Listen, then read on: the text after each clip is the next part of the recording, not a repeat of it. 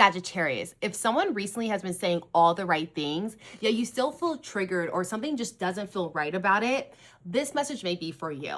Let's see exactly what their real intentions are behind their words, as well as what the future can hold for this connection. So it's going to be for my Sagittariuses, a sun, moon, and rising, as well as Venus.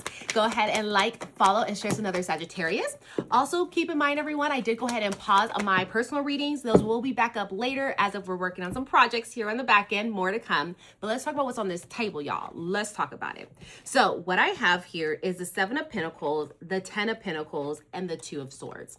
So what this really shows me here is that this person really feels though you can have everything with each other. Like you guys can build out a beautiful life together, a very stable, very long-term future with kids, white picket fence, animals, bring the whole family along. Let's just combine and just love life, right? There's this essence that they really feel like they can build a beautiful future with you. Now, though they feel this way, I do see that they're at a crossroad right now.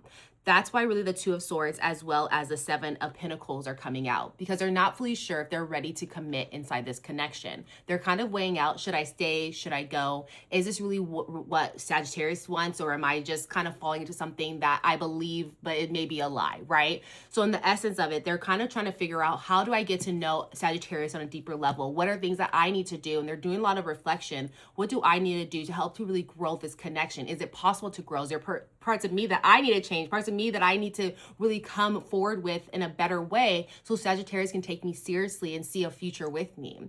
But nonetheless, they have this 2 of Swords because, again, they're kind of conflicted. Should I keep trying in this connection, or should I pull away? They're really feeling like you're not fully trusting them. They almost feel like this idea that there's almost like a barrier between both of you, and they don't know how to overcome that barrier. They don't know how to get connected with you, because as of course I see here, they're saying things, they're saying all the nice words and things of that sort, but they can feel the energy that you're not really trusting of them. There's like a lack of trust here. And so they're trying to figure out, how do I overcome this, and how do I allow myself to really put my all into this connection? And so although they're saying all the right things as well, and because they see a future with you, the essence of it is like they're not really sure. And I think that's what's really triggering you. It's triggering you is that someone isn't sure that they want to build a life with you, right? They can see a life and that sounds beautiful, but they're not sure if they want to put the effort that it takes to make that happen. And you're not seeing the effort behind it. And that's really the issue here. And that's why they're conflicted of like, should I continue or should I not? Because now they're pulling away their effort. And you're like, well, you're saying all these nice words, like you can see a future, but where's the effort? You're not sure about me. There's an essence of like being unsure, and that makes you feel like you're not really worthy, because you want someone that's like, oh, 100%, I'm all in. I know this person can give me everything I want. There's no need of like, or no lack of like reassurance and essence of that, right? And so that is really what I see that's been triggering you, is just feeling like this person isn't all in, and you're like, I don't want to waste my time if you're unsure. Like, I know what I bring to the table, but if you're not sure that you can build something with that and like have full faith in this connection, then bye.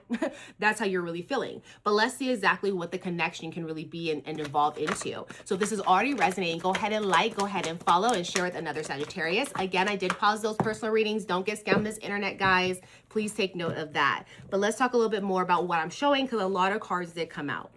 So for the future of this connection, you did have the 4 of Pentacles, the Queen of Swords, the Knight of Cups, the Emperor, as well as the 5 of Cups coming out.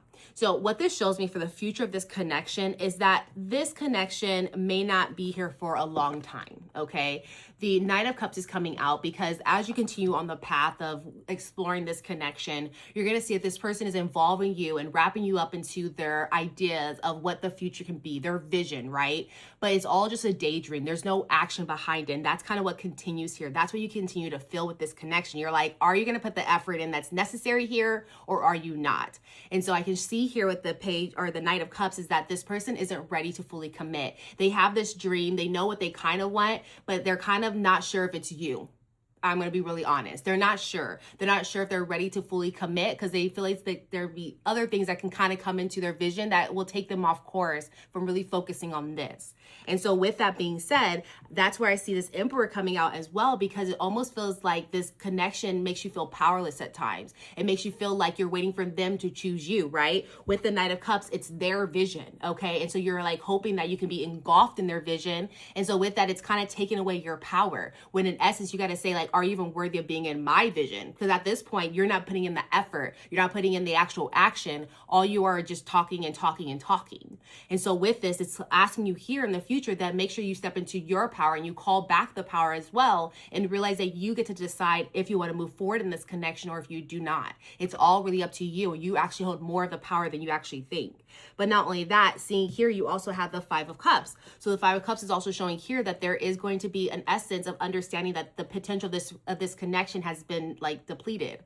That the thought of what could have been, what I would have done, and what could have happened, all of that is in the past, and all of that you needs to be faced with reality of what's actually happening. So if someone's not putting in the effort, the potential is actually gone. There's no potential there.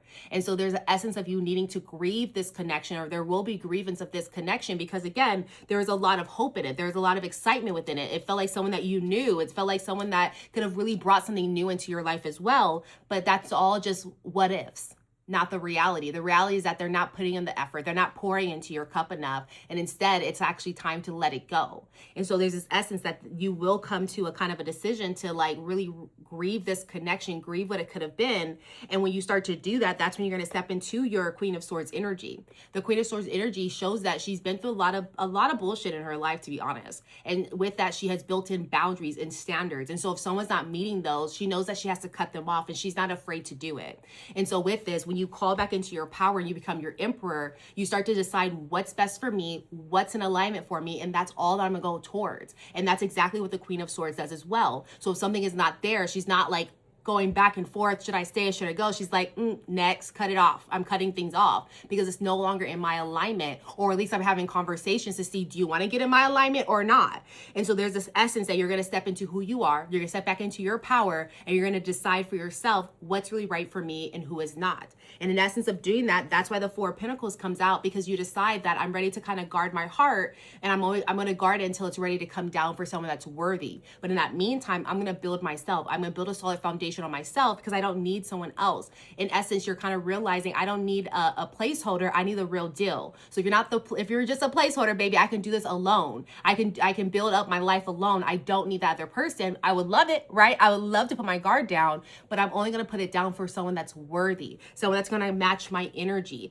So with this, especially with the Queen of Swords, you're going at it cautiously. In the future, you're going to say, okay, I got to be more cautious with this, because I got to protect my heart. I got to protect where I'm headed.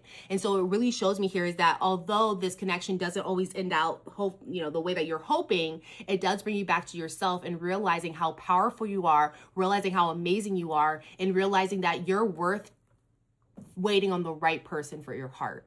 And that's what it really comes down to. And so that's why you're feeling triggered, because you're like, oh, I'm not getting chosen. Oh, this person doesn't want to work for me, work hard to get me and achieve me.